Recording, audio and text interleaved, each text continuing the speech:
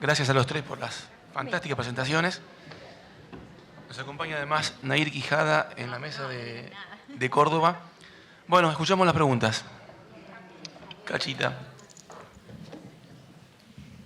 Bueno, yo voy a hablar sobre la presentación de Ana Paula, primero felicitándote, porque es los trabajos, el consenso se hizo en base a nuestras experiencias, a nuestros hospitales. Sí. Y en principio, como no conocía tu presentación, pensé, digo, uy, ¿Qué iba a decir? tendremos que reconsensuar el tratamiento. Hace poquito que lo hicimos y nos costó bastante porque, bueno, analizamos todo, No, todos los trabajos. Yo participé de las reuniones también. Vos participaste, así que me pone muy contenta y te felicito.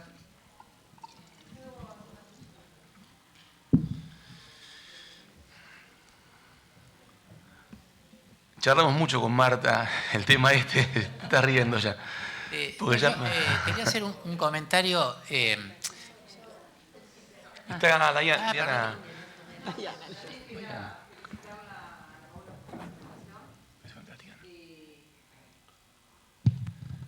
No, y quería primero hacer un comentario y después hacerte una pregunta. Nosotros en el año 2009, la doctora Larisa Rúa presentó nuestra experiencia en el Congreso de Nefrología, donde también con ciclofosfamida, no también tenemos unos resultados similares a los de ustedes, lamentablemente no los publicamos hasta ahora, pero nosotros nos manejamos de una forma diferente. En realidad tuvimos una respuesta, yo creo que por arriba del 50%, pero también incluimos los corticoresistentes iniciales y posteriores. Ajá. Pero además nosotros utilizamos un viejo esquema que en el hospital se venía utilizando desde hace años, cuando yo empecé a hacer nefrología, que era, una vez que finalizaba el tratamiento con ciclofosfamida, a los que no habían respondido, les volvíamos a indicar corticoide. Y de esa forma obteníamos un porcentaje de 50% más de respuesta. La pregunta va acá. Uno actualmente cuando le da corticoide a un paciente y después le indica ciclofosfamida, nunca se los saca del todo y les va haciendo un descenso lento. Ustedes, en esta revisión, no como lo hacen ahora, en esta revisión, ¿el corticoide acompañaba la ciclofosfamida? ¿Era utilizado después como prueba terapéutica o...? El corticoide oral sí. Siempre se usaba. No, junto con la ciclofosfamida. Pero no hicieron la prueba de darle nuevamente después. No. Sí hubo 2 pacientes, porque yo imagínate que es una serie de 43 años, los pacientes que evalué, así que fue difícil poder, buscar criterios para poderlos evaluar todos juntos. Hubo 2 pacientes de los más viejos que recibieron dos ciclos de ciclofosfamida, 2 series. Sí. Una primera serie y otra segunda. Y muchos de los que recibieron, porque viste que hubo pacientes que recibieron como 300 días, eran los que empezaban a tener algún grado de respuesta y querían asegurarse de que completaran la respuesta. Bueno, se prolongaba un montón el tratamiento. Todos esos son los de las pacientes del principio. En realidad yo tengo hecho un análisis histórico de los primeros y de los segundos 20 años, pero no tengo una diapositiva para ver por ahí cómo fue esa diferencia. Pero todos recibieron corticoides junto con la ciclofosfamida. Sí. No lo presenté porque me parecía demasiado pesado para presentar la diferencia. No, pero también es interesante porque es lo que se hacía, a todos nos pasó lo mismo, es lo que se hacía antes, se daba más dosis. Sí.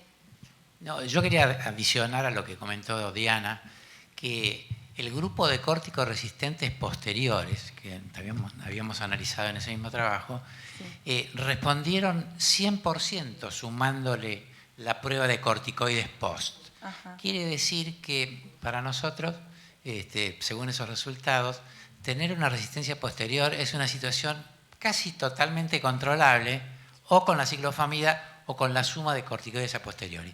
Se agregó también un grupo de respondedores post-ciclo, que no habían respondido a la ciclo, pero bastante más chico, y creo que sumando respuesta a ciclo más corticoides post, llegaba a 60 y pico %. Pero lo que sí llamaba la atención era los resistentes posteriores, que son francamente de respuesta casi total a la suma de esos tratamientos. No, y con respecto a los pulsos pre, me parece que los pulsos pre son un mecanismo de disecar algunos sensibles, pero remolones o no respondedores al convencional. Sí.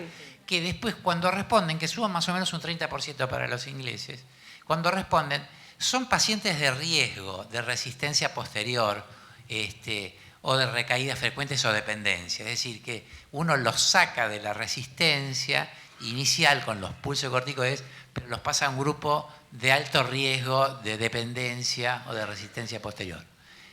Pero que seleccionados así, es decir, que no lo hace, estaría metiendo en ciclofosfamida un 30% de pacientes que por ahí no merecerían la ciclofosfamida en ese punto. Sí, yo quería agregar unas cositas. Con respecto, coincido con lo que dice Luis en relación a asociar el corticoide y que nosotros observábamos que incluso lo llamábamos que el corticoide, que la ciclofosfamida predisponía a una respuesta, porque un porcentaje responden poniéndole corticoides posterior a la ciclofosfamida. Quería decir alguna cosa con respecto a la ciclosporina que vos te referiste, que actualmente, digamos, se sabe que hay un porcentaje muy grande que al suspender la ciclosporina recae nuevamente. Sí. Entonces la ciclosporina actualmente, digamos, a pesar de los consensos, no es lo que nosotros directamente no lo utilizamos. Y otra cosa que quería decir que me parece que es importante, sobre todo por el público que está en la sala, es que es importante la asociación con los inhibidores, con las IECA, que digamos se ha demostrado que tienen también su efecto en los pacientes córtico-resistentes, que son muy importantes, tanto el enalapril como los bloqueantes, como el losartán, que creo que uno no las puede dejar de lado. Sí, sí. Paula. Yo quería preguntar, le quería preguntar a Laura con respecto al lupus y los nuevos esquemas de tratamiento propuestos con micofenolato, porque cuesta mucho, digamos, los esquemas del NIH, como vos dijiste, tienen muchos años, estamos todos muy acostumbrados a usar los pulsos de ciclofosfamidas en nuestras pacientes lúpicas y la verdad que cambiar al micofenolato, uno siempre, digamos, cuando uno tiene formas no tan severas, es como que cuesta un poco menos, pero cuando uno tiene formas grado 4, con mucha actividad, pacientes con caída de filtrado, síndrome nefrótico, es como que cuesta cambiar un esquema que funcionaba por algo que en realidad todavía tiene pocos años de seguimiento. Entonces yo te preguntaba, más allá de toda la experiencia que has leído, ¿cuál es la postura de ustedes en el hospital y cómo se están manejando? Esos casos que vos nombraste con caída de filtrado, con síndrome, esos van con pulso de ciclofosfamida, digamos. Eso, la recomendación del NIH es lo que venimos haciendo nosotros. Hay que asegurarse el tema de la adherencia o no. Yo creo que esos 6 meses porque vos lo necesitas que el chico tome 3 años, 4, 5 medicación. Creo que esos primeros 6 meses les permiten procesar la enfermedad crónica. Y que entonces después el pasaje a vía oral y asegurarse la adherencia quizás sea un poco mejor, porque vos lo conoces más, pero no, para nosotros no lo discutimos en esos casos, es ciclofosfamida endovenosa, sin dudar. Una pregunta para el doctor Lian. Sí, a su entender, ¿cuál sería la utilidad de la biopsia renal en la nefropatía IgA, dado que aparentemente no en ningún momento la misma actuaría como una directriz para la decisión terapéutica? Y si considera que es útil, ¿cuál de todos los elementos de la biopsia, de la proliferación mesangial, puede ayudarnos a nosotros a la decisión terapéutica? Sí, para responder, la verdad que estoy retentado con el esquema de Oxford, ¿no? Con la clasificación, porque es un poco, si bien es en adultos, y hay un par de datos como la presencia de semilunas que no está contemplado porque ellos no tienen una prevalencia suficiente, pero yo creo que la proliferación mesangial por encima del 80% es una indicación de tratamiento agresivo. Y el uso de ciclofosfamida, yo no lo mencioné, pero hay varios trabajos donde ellos utilizan, guiados por la presencia de la proliferación endocapilar como una de las respuestas, una de las buenas respuestas para mejorarla con el uso de ciclofosfamida. Ahora, nosotros, y esta es una experiencia del hospital, nosotros hemos visto pacientes con manifestaciones mínimas en el laboratorio, con proteinuria significativa que hemos biopsiado y hemos encontrado, la verdad, nos hemos sorprendido con lesiones muy severas, y ahí se nos plantea qué es lo que hacemos con pacientes tan lastimados que no lo dicen.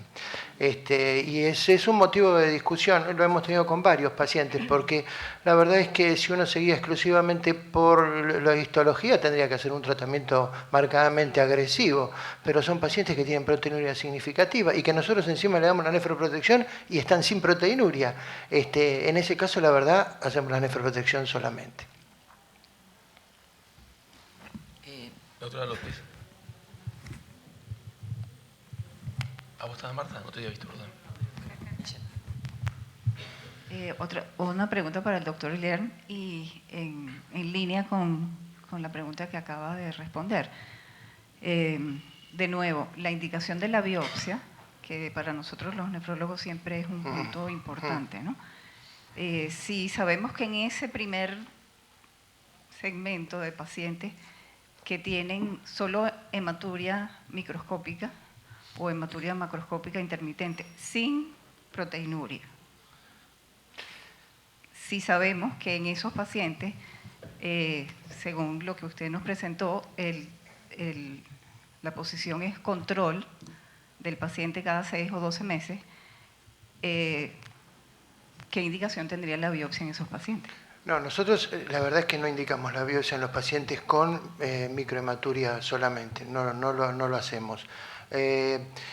Desde luego no podemos tener un diagnóstico, es decir, la respuesta de los padres en este caso no es concluyente y eso a veces genera cierta presión. De todas maneras, tomamos una conducta expectante, sobre todo porque la verdad es que no nos ha aportado a través de años muchas ventajas el haber biopsiado a este tipo de pacientes y la biopsia, los que hemos hecho muchas, sabemos que no es un método inocuo y que entraña cierto riesgo. De modo que pacientes con microhematuria solamente nosotros no biopsiamos. Y con proteinuria significativa, la verdad que depende de los valores.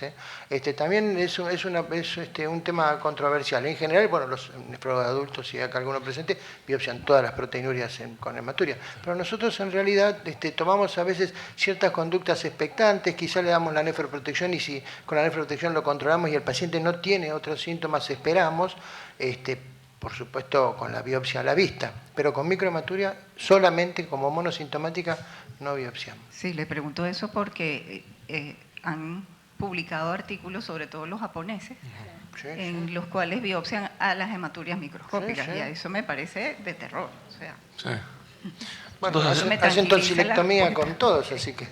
Nosotros hacemos lo mismo que estás contando vos, pero a veces consideramos que la presión de los padres por tener una respuesta, a veces uno trata de congelar el tema, pero si la presión es demasiado, le damos respuesta. Sí, es cierto. Sí, bueno, la medicina es una profesión de riesgo. Exactamente. Totalmente. Dale, Marta, sí. ¿Cómo no? Sos la dueña. No, me alegro por el síndrome nefrótico. Esto es entre vos y yo. No por nada las guías españolas siguen recomendando ciclofosfamida como primera elección para el córtico resistente.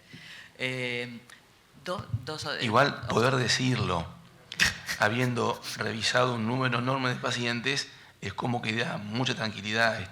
Yo creo que es espectacular la revisión, realmente. Me parece excelente. Una sola cosa te quería preguntar, que creo que voy a saber la respuesta. ¿Efectos adversos graves de ciclofosfamida en ese tiempo? No, efectos adversos graves no vimos, no. Cistitis hemorrágicas graves. Cistitis hemorrágica ninguna. Algún paciente con alopecia, pero nada tan importante. Y muertos por sepsis o infecciones graves, no. Nosotros no lo hemos revisado en el hospital, pero es exactamente nuestra misma impresión. No, ninguno. Y por eso te decía, las guías más este trabajo me refuerzan el uso de la ciclofosfamida. Y con respecto a lo que decía Miguel, nosotros con microhematuria aislada no hacemos biopsia renal. Sí somos bastante intervencionistas, o sea, pacientes con microhematuria más proteinuria significativa, en los últimos años los estamos biopsiando a todos, y al igual que vos decís, encontramos histologías a veces que no condicen con el grado de proteinuria y con la evolución de la función renal, y estamos cada vez siendo más intervencionistas. O sea, además, por supuesto, de los nefroprotectores, solemos observarlos muchos y eventualmente ponerles corticoides. Yo quería hacer un comentario. Respecto de la biopsia, me parece que la biopsia tiene importancia en por lo menos 3 situaciones. Una sería si uno tiene un paciente con o sin diagnóstico de enfermedad de Berger o la sospecha y cree que puede tratarse de un cambios mínimos, por ejemplo. Esta sería una situación donde uno estaría biopsiando a un paciente nefrótico donde encuentra la IgA y cambios mínimos en la óptica, y esto sería pasible de un tratamiento corticoideo, y generalmente con buena respuesta, y es parecido a lo que pasa en la podocitopatía lúpica, donde por citoquinas circulantes se aumenta la selectividad y se la controla con corticoides, y tiene un excelente pronóstico en las dos. Entonces ahí me parece que sería importante para mostrar que no tiene una forma grave, porque un nefrótico en una enfermedad de Berger es algo preocupante, salvo que esté dado por esta lesión que tiene este tratamiento. A mí me parece que es un punto. El otro punto es si uno cree que está frente a una proliferación endo y extracapilar, donde ahí tiene que tomar medidas como las que se describieron, importantes, y conocer la situación. Es tan excepcional esta última situación que en la clasificación de Oxford, que se llama MEST, que quiere decir mesangial, endotelial, esclerosis y tubular, y compromiso tubular, es una clasificación que ha servido justamente para tratar de darle un score a las lesiones intermedias, que son las que más preocupan, porque la enfermedad de Berger está descrita con la perspectiva de la pediatría como una enfermedad benigna, pero resulta que con un seguimiento a 20 años hay 40% de insuficiencia renal crónica, y es probable que nosotros muchos de esos pacientes los tengamos que tomar en la adolescencia y empezar algún tratamiento. Entonces me parece que la biopsia para categorizar alguna de estas 3 situaciones es útil. No, quería hacer un comentario, lo que pasa es que iba a hacer un comentario sobre lo de Ana. Sí, Luis, no hay problema. Sobre el síndrome nefrótico, y apareció el tema de la biopsia. Entonces ahora vuelvo sobre... Perdón, Luis, es tuyo. Te lo queda vos, Luis. Un poco extemporáneo. Es tuyo. No, con respecto a lo que mostró Ana, que está clarísimo y que además se coincide con otros resultados que hemos tenido en otros lugares, quería marcar que vos hablaste de identificar genéticamente la corticoresistencia inicial, ¿no? Esto es costoso y es dificultoso en nuestro país por ahora, pero a mí me parece que hay un segundo filtro que ahí sí habría que hacerlo, y que es post no respuesta a la ciclofamida. En ese punto, ahí tiene importancia por 2 cosas. Una es porque si voy a empezar nuevos tratamientos que tienen riesgos, ciclosporina, etcétera, ¿sí? Saber que si es genético las chances son absolutamente mínimas. Casi diría, no tendría que darle ninguna otra inmunosupresión. Y además ya tengo una información respecto del trasplante, porque si la lesión más probable es una esclerosis, saber que la recidiva en trasplante es tan baja como el 8 o 10%, y no anda en el orden del 30 al 50 como las formas idiopáticas. Entonces me parece que ese sería el punto para países como el nuestro, donde hay tanta dificultad, donde post-ciclo los ciclofamidas resistentes y corticoides resistentes, ¿no? Según lo que dijimos antes, esos pacientes, antes de empezar a darle los inmunosupresores, uno tendría que decir, esto es genético, está la podocina metida acá o algún otro gen, o es idiopático, porque si es idiopático, sigo con los tratamientos y me empiezo a preocupar por el trasplante. Si es genético, no le hago ningún tratamiento y empiezo a planearle el trasplante, que va a ser inexorable. Una pregunta para Laura.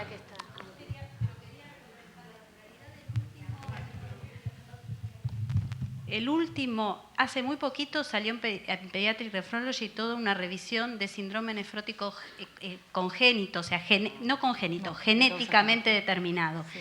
Y lo que vos decís, yo creo que estoy de acuerdo, pero en realidad hay un paso previo, que es cuando en la biopsia renal uno encuentra esclerosis focal y segmentaria. Entonces, ellos lo que plantean es, si uno tiene corticoresistencia, hace una biopsia y encuentra esclerosis focal y segmentaria, ellos ahí por supuesto que tienen mucho más acceso a esto que nosotros, pero en ese punto, en ese grupo de pacientes que además tienen mucho peor respuesta a la ciclofosfamida que el cambios mínimos, es donde uno quizás hasta incluso, porque si ya tiene podocina positivo o WT1 positivo, y hablan nada más que de esos dos test, podocina y WT1 para un grupo de pacientes más grandes, como la media de la esclerosis focal, que es la edad un poco más grande que cambios mínimos, incluso uno le está ahorrando hasta la ciclofosfamida, si da positivo, ¿no? Lo que vos planteás tiene un problema, es que la esclerosis focal y segmentaria, por ser focal y segmentaria, muchas veces no está en la biopsia, y está en las rebiopsias, y está en la recurrencia en el injerto. Entonces, yo dudaría mucho, sobre todo, de los cambios mínimos que no han respondido a ciclofamida, pensando en esta hipótesis de que tengo una esclerosis focal que no se vio. Claro, pero me parece que va a dar información respecto al trasplante, porque si es un cambio mínimo real, si es que existe, córtico resistente real que existe, teóricamente no tendría que dar ninguna migración genética. Última pregunta, María Gracia. Ya aparece en la reunión del comité. ¿Quién? Ah, no me di cuenta. No me di cuenta. Perdón, no me di cuenta. No, yo quería preguntar de varios pacientes córtico-resistentes que he tenido, después de la ciclofosfamida, durante 6 meses, digamos, cuando se considera remisión, han tenido recaídas, pero fueron córticos sensibles. Con lo cual, digamos, se los pudo manejar sin ningún problema con corticoides después. ¿Eso se considera, digamos, que no es sensible porque, digamos, recayeron antes de los 6 meses? No, yo lo que analicé, se habían respondido y a su vez de esos que respondieron, ¿qué grupo mantuvo la remisión por más de 6 meses? De los que yo analicé, el 70% estuvieron en remisión 6 meses, pero hubo un 30% que tuvo recaídas, como vos decís, sensibles al corticoide después. Sí. María Gracia, tu pregunta. Sí, perdón, me distraje. ¿Qué iba a decir yo? Sí, con respecto a la podocina, que justamente esta tarde se va a presentar un trabajo que hicimos en pacientes con hialinosis segmentaria y focal y detección, digamos, de mutaciones de la podocina que se estudian en el Hospital Garrahan. Así que los invito esta tarde a la presentación del trabajo. Gracias. Bueno, a continuación va a haber un... perdón. ¿Cómo está? Ramón. Sí. No, yo lo que quería decir, esta presentación de Ana, que ha sido excelente, tiene la genética presente, la doctora, yo creo que siempre pienso lo mismo, que los nefrólogos somos desagradecidos a la ciclofosfamida, porque la criticamos y buscamos y le damos la vuelta. Y hay muchos jóvenes acá, solo les pido que no se tienten con la ciclosporina en estos chicos, porque a los 45 minutos que la suspenden están igual que antes, con todos los efectos secundarios que han tenido. Y yo no sé, yo siempre pregunto, lo que preguntó, no sé quién preguntó sobre los efectos secundarios. Nunca tuvimos uno, pero nosotros empezamos hace poquito con el doctor Repeto y el doctor Ferrari y todo lo que estamos acá. Pero en serio, yo nunca tuve efecto. No sé por qué la cambian por la ciclosporina cuando tiene 50.000 problemas. Es la presión de mucha gente muy famosa. Y uno de los muy famosos, que por supuesto no voy a decir quién es, le digo, doctor, ¿cómo es lo de la ciclosporina? Me dice, explíqueme cómo entré y dígame cómo salgo. Así que piénsenlo antes de meterse. Bueno, gracias a todos.